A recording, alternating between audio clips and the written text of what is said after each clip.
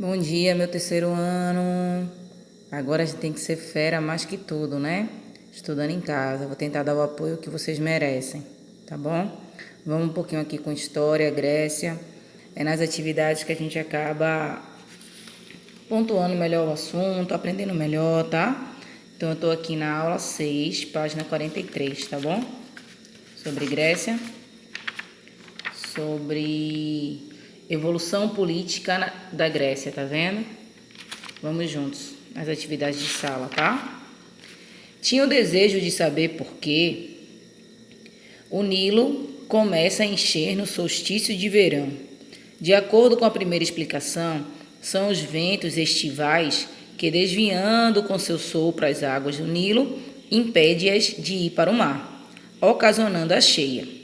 A segunda versão é ainda mais absurda, embora encerre qualquer coisa de maravilhoso.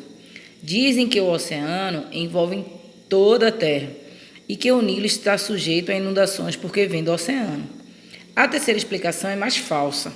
Com efeito, pretender que o Nilo provém de fontes de neve equivale a não dizer nada. Como poderia ser formado por fontes de neve se vem de um clima muito quente para um país igualmente tórrido?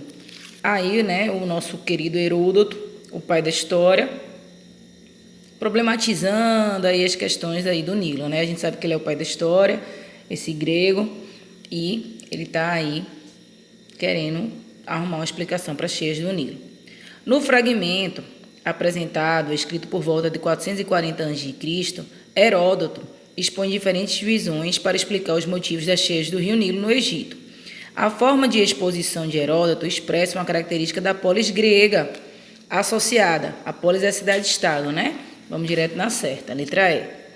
Ao exercício do diálogo, constituído por distintas opiniões sobre os acontecimentos. Gente, a oratória era muito importante na Grécia Antiga, né? Especialmente em Atenas, que é aquela polis mais intelectualizada e que vai servir de base para outras tantas. Então, a questão deles poderem conversar, discutir, tá? Opinar, era a base do conhecimento deles, sim. Hermes, na Grécia Antiga, era o deus mensageiro, patrono de pesos e medidas, pastores, oradores, poetas, atletas, comerciantes, viajantes e inventores. O culto a Hermes surgiu no período arcaico da história grega, entre 700 a.C. e 500 a.C., e ocorreu em uma época em que os antigos gênios, que podem ser chamados como vilas, tá? Igual os nomos no Egito, tá? Foram extintos e ascendeu socialmente uma aristocracia rural concentrada de terras. Em função disso, a população sem acesso a terras tendeu a um grande movimento de dispersão por novos territórios, fora da península helênica, que é a península onde está a Grécia. Lembra que os gregos se chamavam de helenos, tá? A gente pode dizer que é a península balcânica ali, a principal parte da Grécia, tá? O que resultou na expansão das relações comerciais gregas para as áreas costeiras do Mar Negro e do Mar Mediterrâneo. Com base nesses dados, é correto afirmar que a crença nos poderes de Hermes como deus mensageiro e protetor do comércio tem relação com a expansão dos horizontes comerciais e territoriais gregos. Gente, os deuses gregos politeístas, antropomórficos, né, que eles têm a forma de homem, eles podem até se envolver com os seres vivos, com raiva, com ódio, com paixão, com amor, para nascer os semideuses, né? Eles estão interferindo toda hora o cotidiano dos gregos, tá? Então é claro que essa crença nos poderes dos Hermes vai fazer com que os gregos avancem no comércio e tal, né? E assim por diante. A crença no deus da guerra vai fazer com que eles acreditem que vão vencer uma batalha e assim por diante, tá? Questão 3. Solon é o primeiro nome grego que nos vem à mente quando a terra é dividida, são mencionadas juntas. E dívida são mencionadas juntas. Logo depois de 600 a.C., ele foi designado legislador, aquele que faz a lei, em Atenas, com poderes sem precedentes, porque a exigência de redistribuição de terras e o cancelamento das dívidas não podiam continuar bloqueados pela oligarquia dos proprietários de terra, por meio da força ou de pequenas concessões. Texto 2. A Lei das 12 Tábuas se tornou um dos textos fundamentais do direito romano, uma das principais heranças romanas que chegaram até nós. A publicação dessas leis, por volta de 450 a.C., foi importante, pois o conhecimento das regras do jogo, da vida em sociedade, é um instrumento favorável ao homem comum e potencialmente limitador da hegemonia e arbítrio dos poderosos. O ponto de convergência entre as realidades sociopolíticas indicadas nos textos consiste na ideia de que, gente, aí eles estão comparando aí tanto Grécia quanto Roma, né?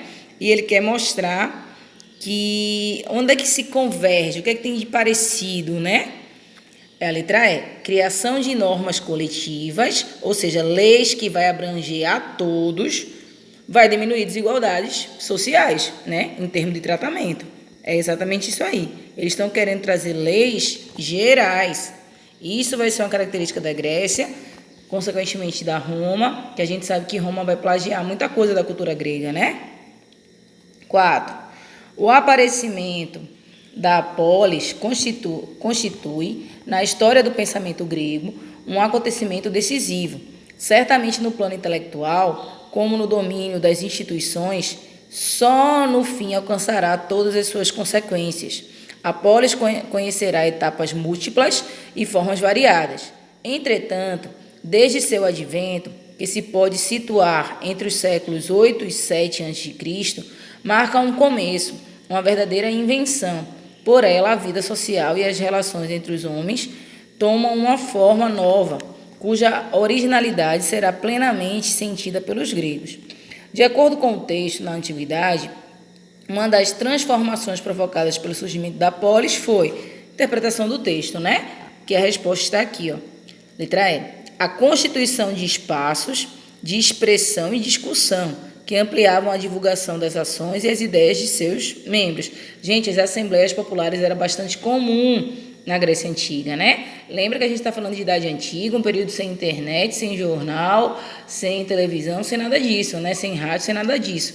Então, como é que eles vão conseguir discutir ideias, fazer política, né? É em assembleias populares, é em reuniões em praças públicas, tá? Então, é necessário, sim, todo esse diálogo, toda essa discussão, e eles vão valorizar isso muito, tá bom? Claro que a palavra final, a voz final, vai ser dos cidadãos, daqueles chefes donos de terra, chefes militares, tá? Aquela parcela da população que é considerada cidadã, tá? Que é cerca de 5%, pouca gente. Mas eles escutam, sim, os outros membros da sociedade para sancionar problemas, tá? Para estar tendo novas ideias, de fazer novas ações. Aí isso acontece de fato, tá bom? Bons estudos, terceirão. Não deixe de estar estudando, força. Eu sei que é um momento difícil, mas vai passar. Deus no comando sempre, tá bom? Tô com saudade de vocês. Espero que a gente se veja em breve.